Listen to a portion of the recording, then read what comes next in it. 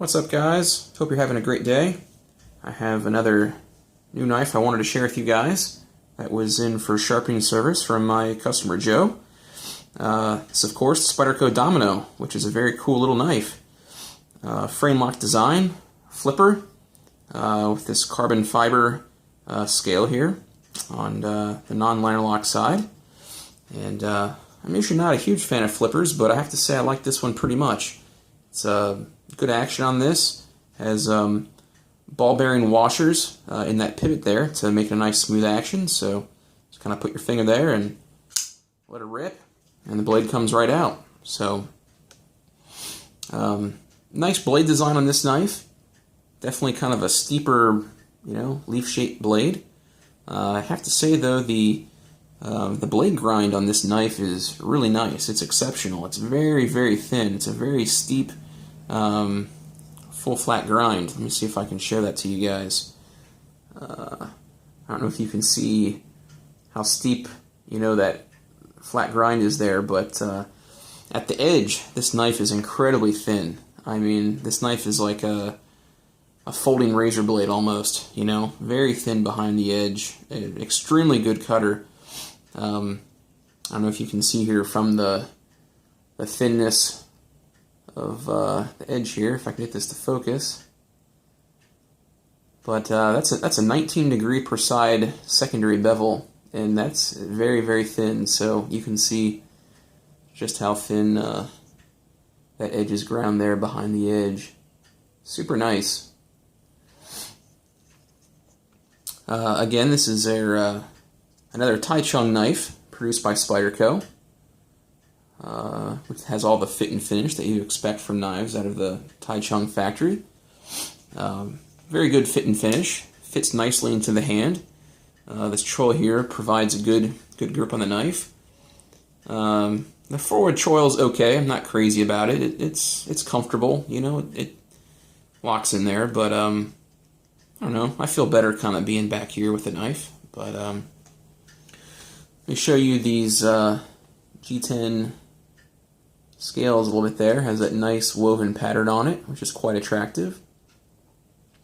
Something I like about a lot of these Tai Chung knives is they tend to use the same size Torx hardware for all their fasteners, so you don't have to get two different Torx drivers to take these apart and clean them. You just need one. You can kind of go through it all, which is nice.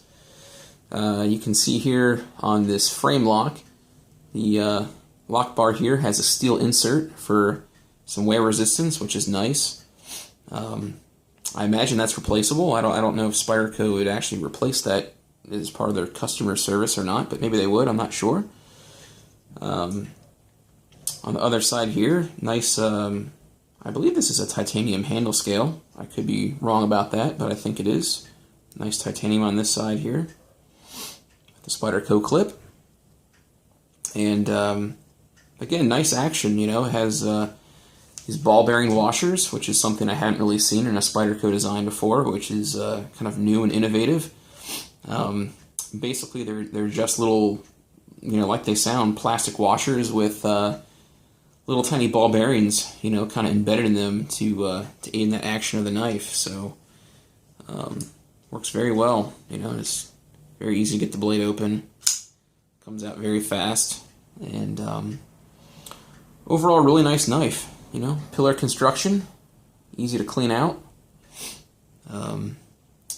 This blade is in CTS XHP steel, which is a steel that I'm growing to like. It seems to be quite wear resistant. In sharpening, I have to say it takes a little while to sharpen. I would say maybe a little bit longer than CPM S30V for me. So it's definitely has some wear resistance, has good corrosion resistance.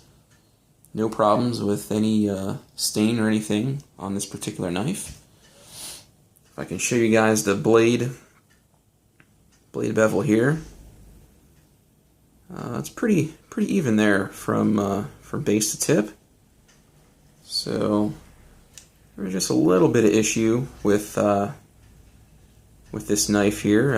On this particular side, at the base, the secondary bevel was just a little bit wider, like maybe around 20, 21 degrees, and the rest of the edge on this side was around 19, so had to kind of even that out, get that taken care of, but overall, not too much trouble with this blade at all.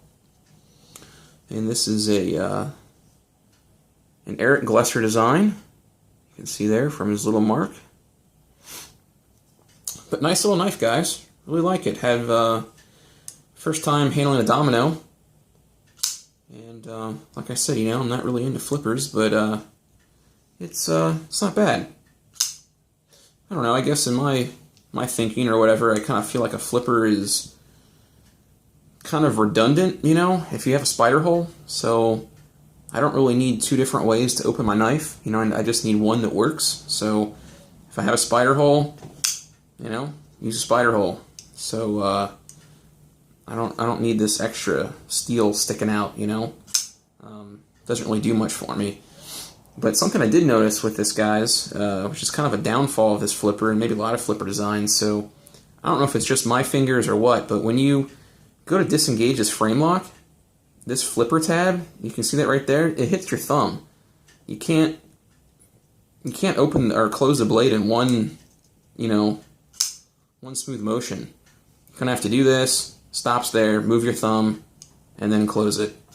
You know, it's I don't know, kind of a little annoying, but whatever. It is what it is.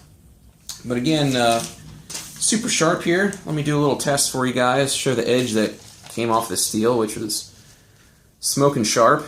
Maybe one of the best cutting knives I've seen in a while. So it's really good stuff. So let's see here.